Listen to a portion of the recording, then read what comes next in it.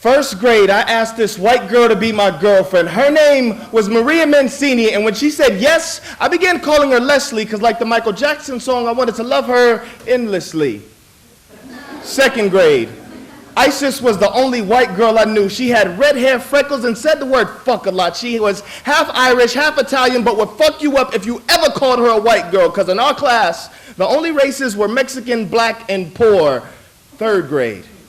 The school district placed me in gifted and talented education, where I sat next to, across from, and right behind a white girl, Janet. And we would tease each other every day like, I heard you live on a big old hill because you afraid of black people. Oh yeah? Well, I heard you afraid to get in the water because you scared your blackness gonna rub off. Oh yeah? Her jokes always hurt me more than I would hurt her, but it's okay, she'd reassure me, you're really good in sports. And I turned out to be really good in sports. And Janet, who I had a class with every year until we graduated from high school, would come watch me whenever there was a track meet at her university, never take the bus home from competition, rather stay and photograph sunsets from the window of Janet's Revelle dorm room year after year. I'd watch the faces of friends in pictures get whiter, the struggle to make conversation get harder, and the desire to say you really don't have to come or stay get easier. Janet, I wish you would have missed the track meet that day. Better the sun not set than to turn Forrest at UCSD into a Ku Klux Klan's lynching ground in the corners of my imagination.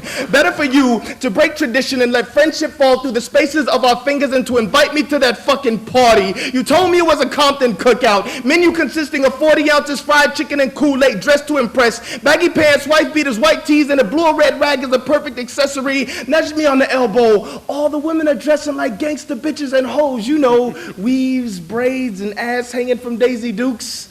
Janet, how could you? Drown my please have nothing to do with this in surround sound stereotypes of the ghetto you drove through to get to school but never once spent a day in. Reduce my mother to sloppy interpretations of hairstyles and sex in the same breath that complimented her Dutch apple pie. Tie rope around our friendship, string it around the branches of Louisiana hop trees that expect me to point and laugh at the lynching. Before I knew of racism in the 21st century, you enslaved my soul in perpetuity. You're right, I am overreacting to white folks who liberate their inner coon-ass nigga through the culture of black people, replacing characters of hip-hop music with stereotypes of Dixie. I'm sorry, but I've never heard Al Jolson or a minstrel song that didn't make me puke a little in my mouth, and it's not fried chicken or Kool-Aid. It is waves rolling onto your campus shores, and you wondered why I never got in the water. Janet, it is because of you. I hold on to first and second grade so tightly that sometimes I forget to breathe. Isis, with her red hair and freckles. Maria, who answered to a different name to make me feel like a star, because it's too easy to feel like every white girl's a bigoted racist, like it's too hard to forget this skin stays on after parties.